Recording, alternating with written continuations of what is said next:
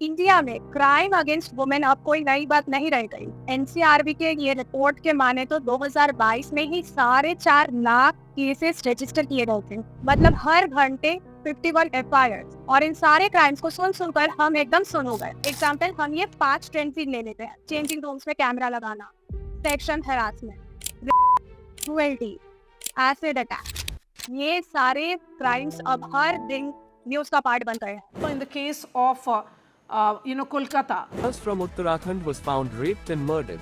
Her body was found in Uttar Pradesh State. Admitting during the investigation that the acid was procured from. अब क्या ये सारे crimes इसलिए हो रहे हैं कि हमारे पास स्ट्रिक्ट लॉज नहीं है, या ये मेंटालिटी और इम्प्लीमेंटेशन का इशू है? ये सोल्यूशन कहीं और ही मिलेगा। इन्हीं सारी चीजों को हम डिस्कस करेंगे आज की इस वीडियो में। तो सबसे पहले हम कुछ मेजर क्राइम्स डिस्कस करेंगे। इन क्राइम्स के क्या मेजर रीसेंट केसेस है वो बात करेंगे। हमारे लॉज क्या पनिशमेंट प्रोवाइड करते हैं हम वो भी डिस्कस करेंगे। एक बार ये हो जाए फिर हम बात करेंगे कि हमारे लॉज को हम और स्ट्रिक्ट कैसे बना सकते हैं। तो शुरुआत करते हैं रेप एज अ क्राइम के साथ, और सबसे रिसेंट कोलकाता रेप केस की बात करते हैं। तो काफी सारे डिटेल्स अब सामने आ रही है, जैसे नई ऑटोप्सी रिपोर्ट अभी गैंग रेप की तरफ पॉइंट आउट कर रही है। देखिए, इंडिया में जब rape as a crime define हो रहा था तो उसके लिए पनिशमेंट सोची जाती, तो उसे रेयरेस्ट ऑफ रेयर क्राइम की टैग डाला गया था। बट 2022 की ये रिपोर्ट के बाद से 31,000 रेप केसेस रिपोर्ट हुए, और जो नहीं रिपोर्ट हुए उसे छोड़ ही देते हैं। ऐसे में सवाल ये होता है कि इंडिया में रेप सच में रेयरेस्ट ऑफ रेयर क्राइम है। दूसरा सवाल ये होता है कि इस क्राइम के लिए हमारे लॉज क्या पनिशमेंट प्रोवाइड करते हैं। तो पिछले कुछ सालों में हुए निर्भया, कठुआ और उन्नाव रेप केसेस के कारण रेप लॉज में ड्रास्टिक चेंजेस कर दिए गए हैं। जैसे अगर हम 2013 के अमेंडमेंट की बात करें तो रेप क्योंकि डेफिनेशन में चेंजेस करा गया, उसे penetration by hand, bye foreign object और ओरल को इंक्लूड किया गया है, और रेप की मिनिमम पनिशमेंट को 7 साल सेट कर दिया। निर्भया रेप केस में हुए पब्लिक आउटरीच के पार्लियामेंट ने जुवेनाइल जस्टिस एक्ट में भी चेंजेस लाए। उन्होंने ये कहा कि अगर एक्टिविस्ट 16 साल के ऊपर का है और उसे क्राइम की पूरी समझ है तो फिर उस जुवेनाइल को एज एन अडल्ट ट्रायल किया जाएगा। इसी तरीके से 2018 की अमेंडमेंट के बाद तीनों क्रिमिनल लॉज और पॉक्सो एक्ट में भी चेंजेस लाए गए हैं, जिसके बाद रेप की मिनिमम पनिशमेंट बढ़ाकर 10 साल कर दी गई है, रेप ऑफ अ माइनर की पनिशमेंट बढ़ाकर 30 साल कर दी गई है, और गैंग रेप की ऑफ अ माइनर की पनिशमेंट लाइफ इन प्रिजन में या डेथ थ्रेट सेट कर दिया गया है। और अभी जो हमारा रिसेंट लॉ है, भारतीय न्याय संहिता, वो गैंग रेप की मिनिमम पनिशमेंट 30 साल की प्रोवाइड करता है, और gang rape of a minor की पनिशमेंट डेथ पेनल्टी प्रोवाइड करता है। नेक्स्ट क्राइम है बॉयरिज्म का, जिसका सिंपल मतलब होता है वुमेन को बिना उनकी कंसेंट के अनट्रेस होते हुए या किसी सेक्सुअल एक्ट में ऑब्जर्व करना। एग्जाम्पल से समझे तो चेंजिंग रूम्स या वॉशरूम पे कैमरा लगाना, बिना उनके कंसेंट के उन्हें ऑब्जर्व करना।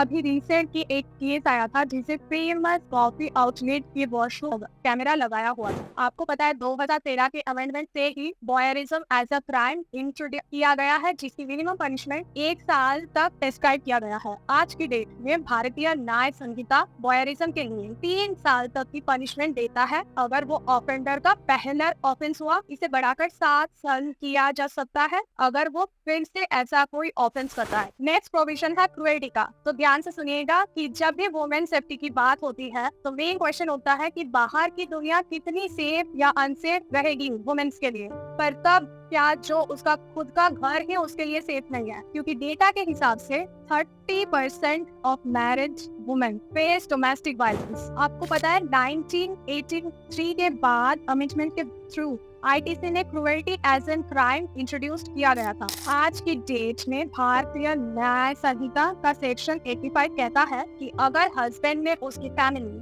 मेंटल, फिजिकल या किसी भी टाइप की क्रुएल्टी इनसे करती है वुमेन पे, तो 3 साल तक की सजा हो सकती है। यहाँ पे ये भी बताना जरूरी है कि इसी प्रोविजन पर एलिगेशन लगता है to be one of the most misuse provision available to women against men की काफी सारे फॉल्स केसेस फाइल किए जाते हैं इसके अंदर। अच्छा, अब ये ओलंपिक्स के चलते हमें स्पोर्ट्स में सबसे आगे रहना था, और आपको पता है असल में इंडिया बहुत आगे कहाँ बढ़ रहा है?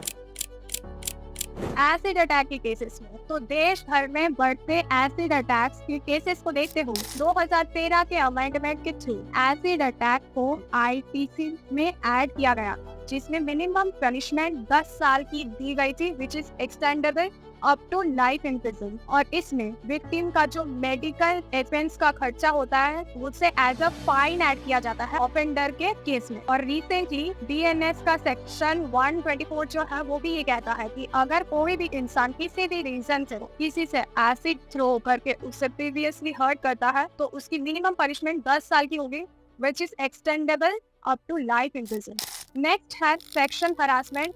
तो इसे भी 2013 के निर्भया रेप केस के बाद इंट्रोड्यूस किया गया था।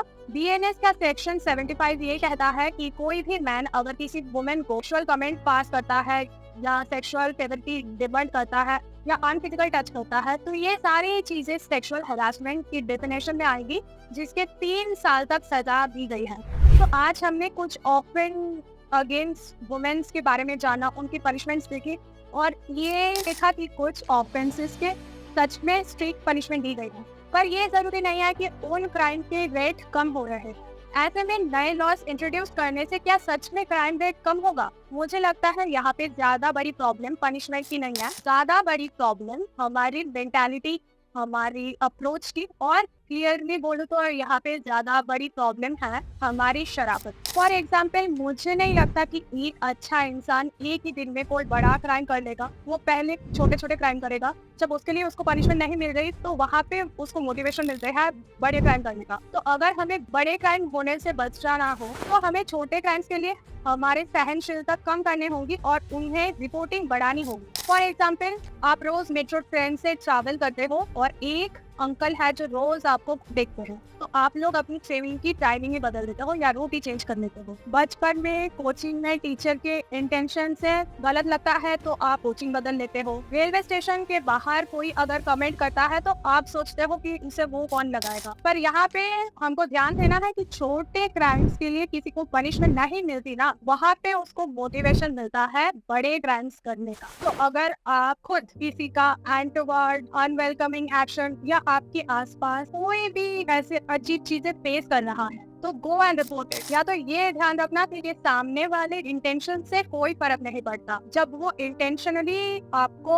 अजीब फील करवा रहा था, क्या उसके इंटेंशन था ये सही चीजें करने का, उससे कोई फर्क नहीं पड़ता। If you are feeling unsafe, go report it. तो ये तो हो गई हमारी अप्रोच की बात। अब अगर लॉज की बात करें तो हमने देखा है कि इंडिया में कानूनों में काफी बड़े क्राइम्स के लिए बड़ी पनिशमेंट दी जाती है। फॉर एग्जाम्पल, अगर हम छोटे crimes any offense against women's के लिए स्ट्रिक्ट पनिशमेंट प्रेस्क्राइब करने लगे तो बड़े क्राइम करने से कोई भी डरेगा। दूसरा, हमारे जो भी एग्जिस्टिंग लॉज है इन्हें भी हम स्ट्रिक्ट बना सकते हैं। अब स्ट्रिक्ट बनाने का सिर्फ एक मतलब नहीं होता कि आप हर क्राइम के लिए डेथ पनिशमेंट दे दो, नहीं। फॉर एग्जाम्पल, अगर किसी ऑफेंस के लिए 10 इयर्स की मैक्सिमम पनिशमेंट है तो उसके लिए मैंडेटरी मिनिमम पनिशमेंट क्या होगी ये भी मेंशन किया जाना चाहिए, ताकि कंफ्यूजन अवॉइड किया जा सके। हमारे लॉज को और बेटर बनाने के लिए हम क्या स्टेप्स ले सकते हैं और क्या चीजें कर सकते हैं। अगर आपके पास भी कोई सुझाव है तो do let us know in the comment section. मैं उम्मीद करती हूँ कि आज की इस वीडियो से आपने कुछ नया सीखा हो, and I seriously hope it ends here. That's it for now. See you in the next video. Bye bye.